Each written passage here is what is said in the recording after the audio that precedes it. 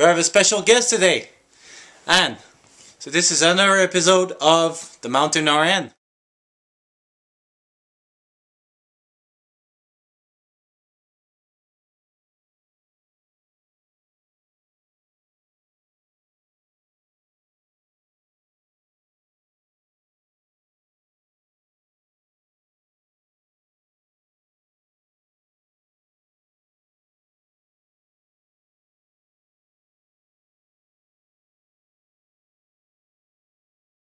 There'll be a link under this video on the story of Anne. Actually, it was a true person, so that's why we call it Anne. Just 10 bits of history. I find it interesting. So, wilderness and airway management.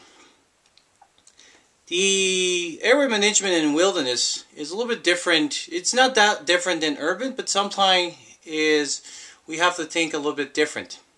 And we're going to show a little bit of demonstration on different types. I'll show you different types that I carry on my kits. And just before we start on that video, you saw the little warning at the beginning. If you don't have training in any of those devices, don't use them. Get to your training and do some training. I'll as well put some link downstairs, down the video to some good training place and get training. The purpose of this video is more instruction as well as discuss different things that sometimes people don't think about. We'll also see a little bit of improvisation on some of the device that you can bring, but as we know, survival and wilderness is a lot about improvisation, so we'll try improvise different things. Airway management is very important. Whoever took CPR or first aid knows the ABC, airway, breathing, circulation. Although in the next year or so, it's going to change a little bit for people that's going to get trained in CPR. But for this discussion, we'll stick it to airway, breathing, circulation. And why isn't it so important? The reason that the heart circulates is to bring oxygen to the whole body. Well, if there's no oxygen going in, even if the heart pumps it out, there's not much use to it, because the oxygen that if there's no oxygen in it, even the cells of the heart will I'm getting familiar with this person.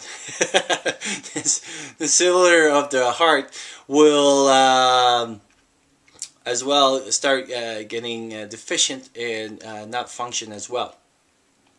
So it's very important to have a good airway.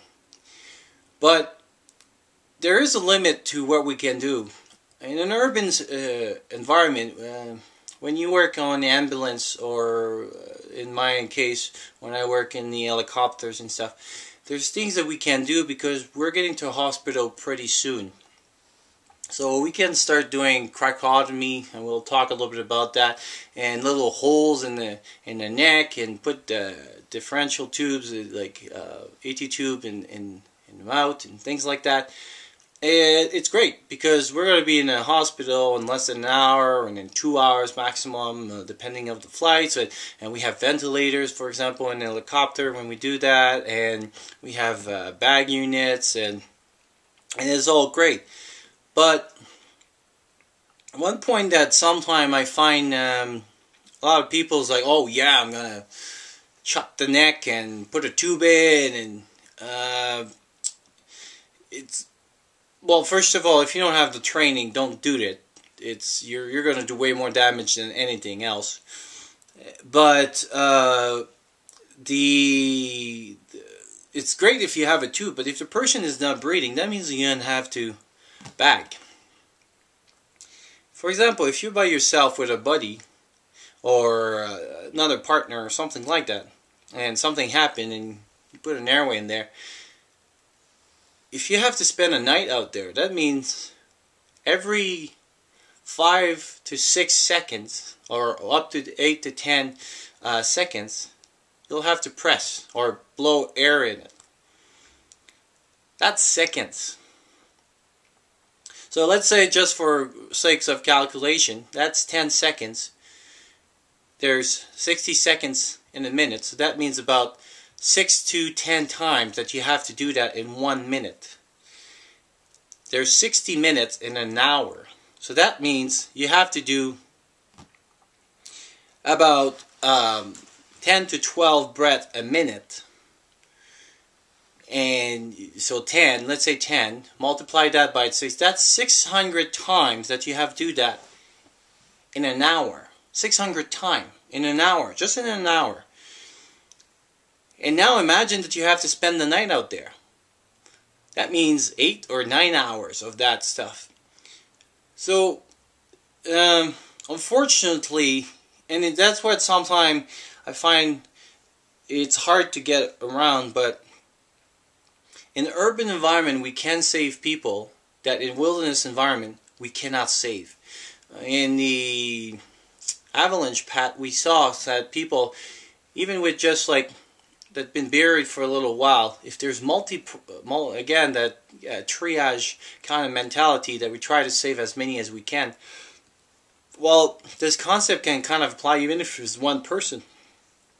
If you're going to try to do breathing for someone for that long, you're going to even exhaust yourself, and you won't be able to do all the other stuff that you need, so like starter fires and things like that. So sometimes you have to be ready to try, but there's limit to what you can try. And I wanted to start with this because in old first aid course, urban again first aid course, and the CPR, they always teach you, like do whatever until somebody else comes. But in an wilderness environment, sometimes that someone comes in 1 day, 2 days, 3 days, 4 days, for even hours, and then it can kind of change your mentality about it. So if the techniques we're going to see, for example, the person just got a big knock on the head and just is unconscious but can still breathe on his own, yeah, we'll open the airway and so she'll be able to breathe on his own. But if she cannot breathe on her own, it's a little different game, and we have to start thinking differently. I thought it's an important concept because it is a hard decision to make, but it's a decision to have to make because either the party itself can be in danger because of that, or yourself. You could put yourself in danger just trying to save one person. Hard decision when it's a loved one and everything, but at one point there's a limit of what we can do in the environment that we are. But on the different thing, even wilderness doesn't mean because you're not in the city doesn't mean that you cannot do other procedures. So for example, if you go mountain biking and you're in an hour from your car, yes, you're in the woods, but it's a different setting. So wilderness, and that's why I encourage, if you're going to do a lot of outdoors or survival or bushcraft, take a first aid course, but wilderness first aid course. Any first aid course will be a good start.